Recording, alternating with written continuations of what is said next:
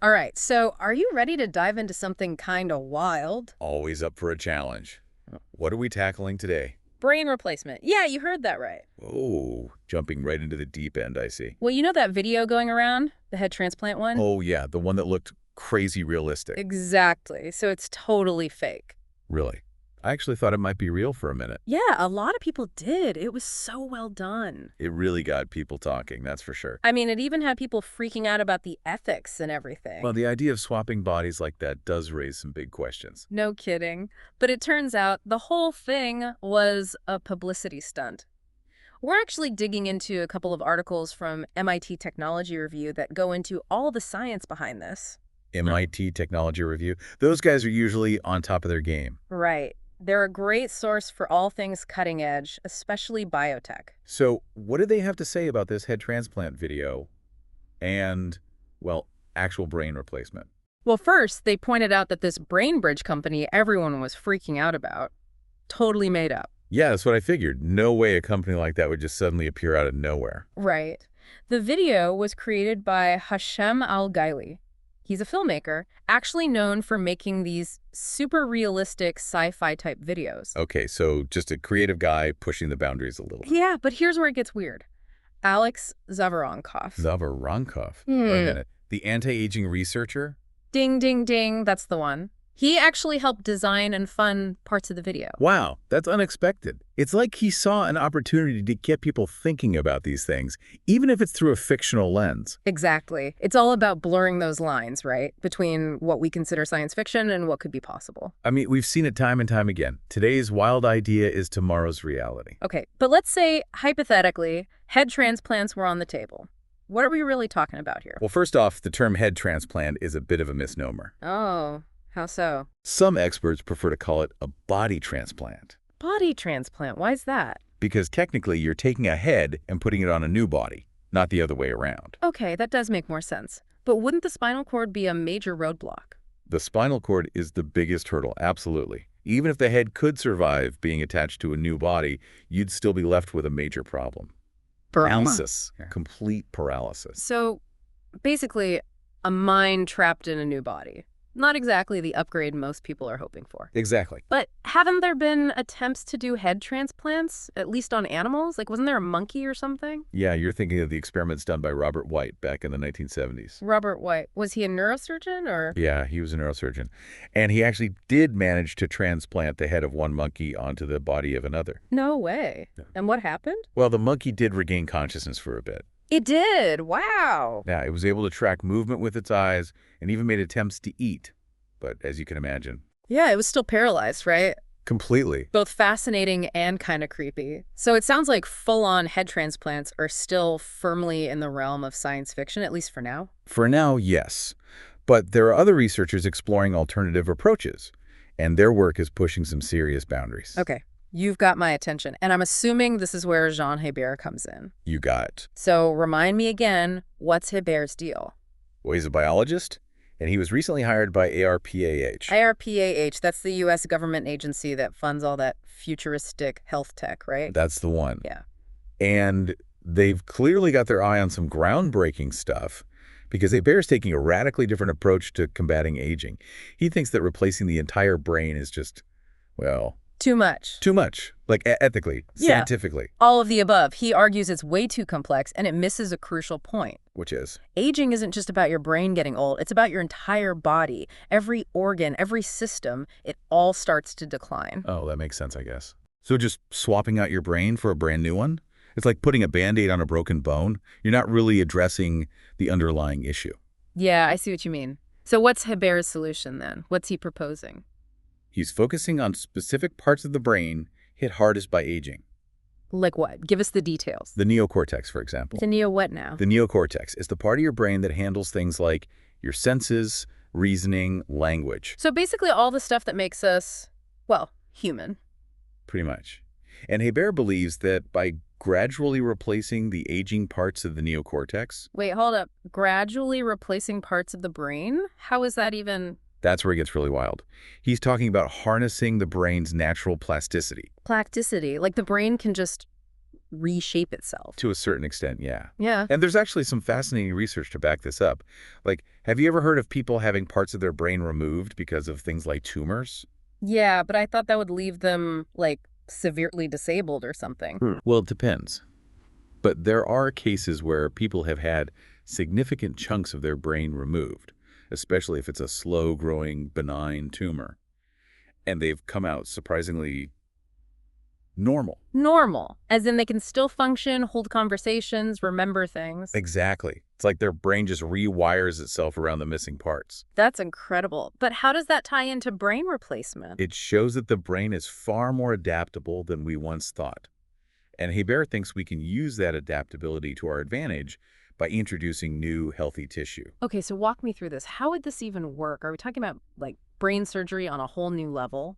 Not exactly open skull surgery. It's more about targeted interventions.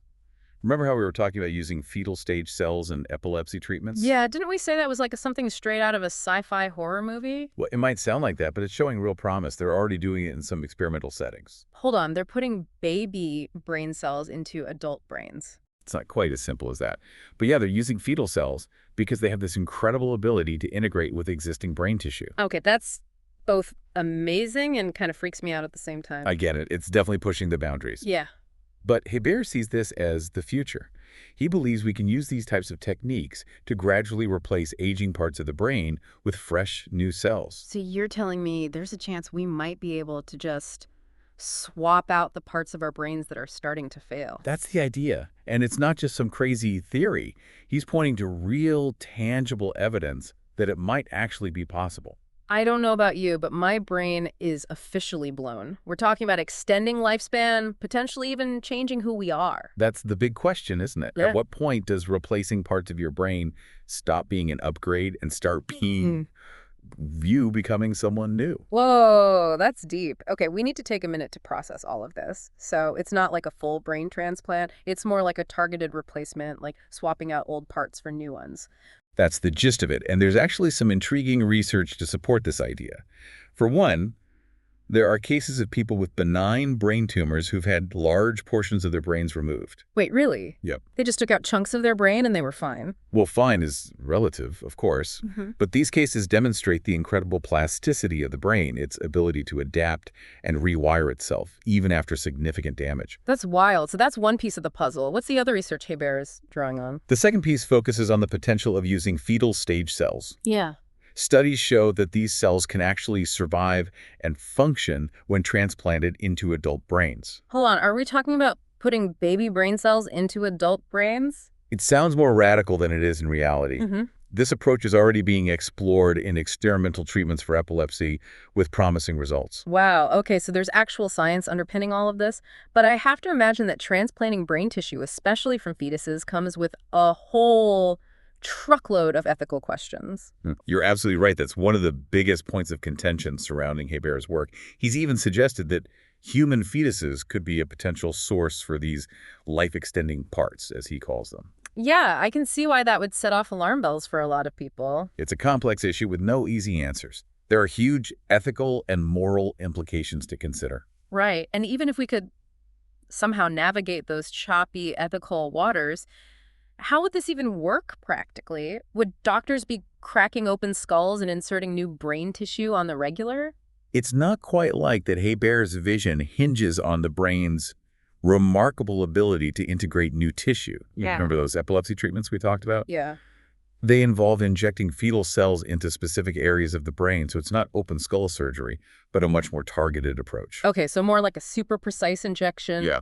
I'm guessing we're still a long way off from seeing this in any kind of clinical setting. Absolutely. It's still very early days. We're just scratching the surface of understanding the brain's regenerative potential. Plus, there's still massive unknowns. For example, even if new neocortex tissue could be integrated, would it actually function the way Hebert envisions? Right, and that's not even considering the ethical questions we already touched on, but even hypothetically, let's say they could get this to work, would replacing parts of the neocortex actually turn back the clock on aging? Or are we talking about something else entirely? That's the real head scratcher, isn't it? Are we talking about extending our lifespans or like fundamentally changing who we are at the core?